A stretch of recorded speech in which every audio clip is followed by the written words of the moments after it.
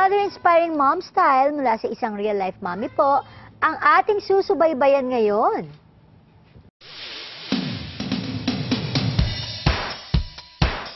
Hi, I'm Mommy Christine. I'm a mommy of 3. My eldest is 9 years old. Her name is Maxine.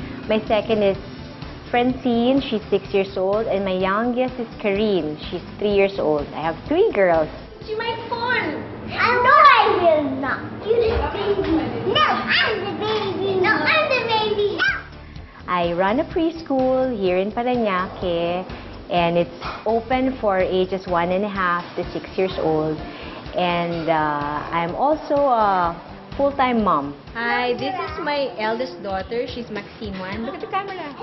She's 9 years old. Say hi. Hi, Yes. my name is Maxine. I love gymnastics And singing. and singing. All the lights are missing in the river.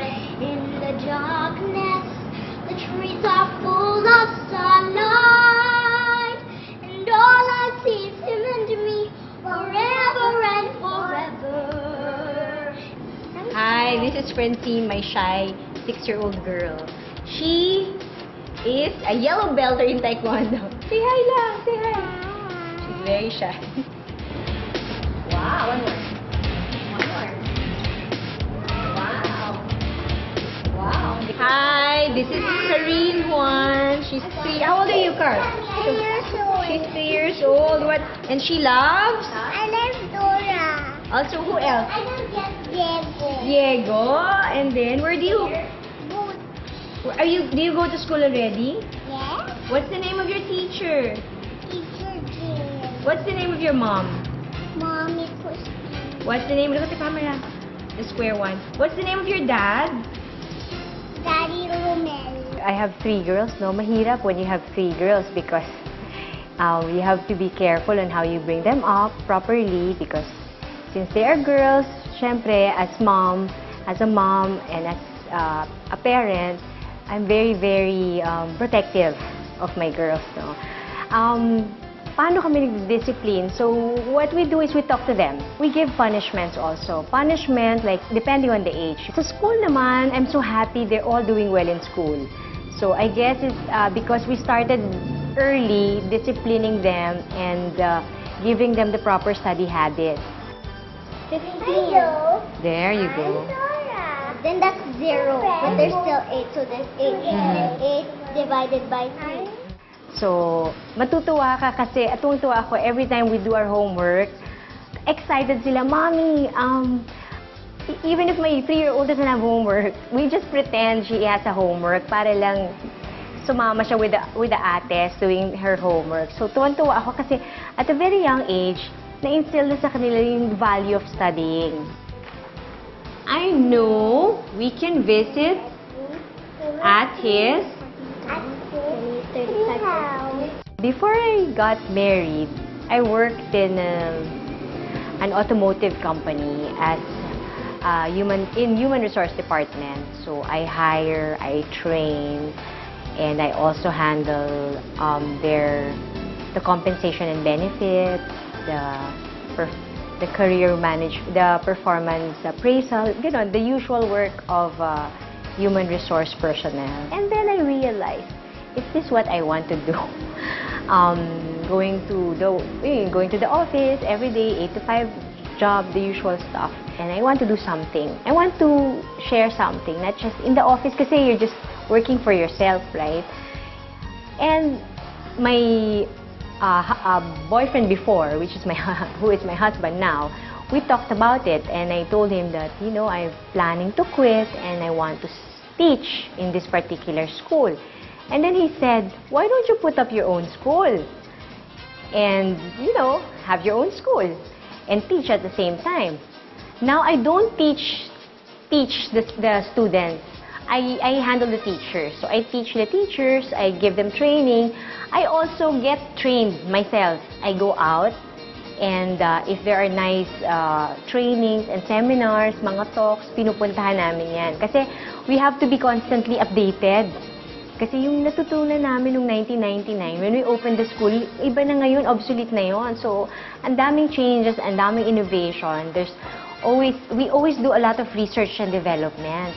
Ano ba yung maganda for the kids? Ano ba yung bagay sa mga Pilipino? Kasi we cannot just put everything na uso, di ba? Match ba with our Filipino values and our culture? We like talking to each other. Every night, they wait for me and my husband to come home. And then, actually, I'm always home naman. We wait for my husband to come home. And then we talk about anything and everything under the sun. So, pag dinner time, ginaya namin yung Obama family eh. Meron kaming di ba si President Obama, meron siyang thorns and roses. So parang, what's your thorn for the day? Parang, what happened na parang bad for the day. So meron kaming ganon. So parang, tas we encourage them to tell us everything that happened to them. Para walang secrets, di ba? And then, yun lang, madaldal kami as a family. Everybody talks. What else? Oh my gosh! Okay, what else? Oh my mommy! Oh my goodness! Oh fudge brownie! Oh, fudge brownie. Yes. How about you, Carl? Oh fudge brownie! What Beklat! Ay, Oh, beklat! What's your favorite expression? What's without you? Each of them, they have their own activity. Like my eldest is into gymnastics. My second is taekwondo. Yung third, wala pa. 3 years old pa lang siya. And both of them are good swimmers. And marunong din mag-play ng squash. We also, as a family, we go to the beach. We love the beach. I love the beach. I try to love the beach because of the kids. And then we also go out of the country if we have enough funds. Honestly, I also seek the help of my teachers to help me tutor especially my eldest, because sometimes hindi ko rin mahirap as a mom to be a tutor and a mom at the same time. Minsan you lose your patience. Unlike kung teacher ka talaga, it's very professional. So, you and the kids, so talagang nakikinig sa'yo. Minsan, if you're the mom and you tutor, there's a tendency that they don't listen, or sometimes they're too comfortable. Alam ko na from the start, my priority is my family. Talaga. So, ibababa ko lahat, especially for the kids, diba? So, kung may activity sila sa school, we make sure, my husband and I make sure that we're there, we watch them, we support them.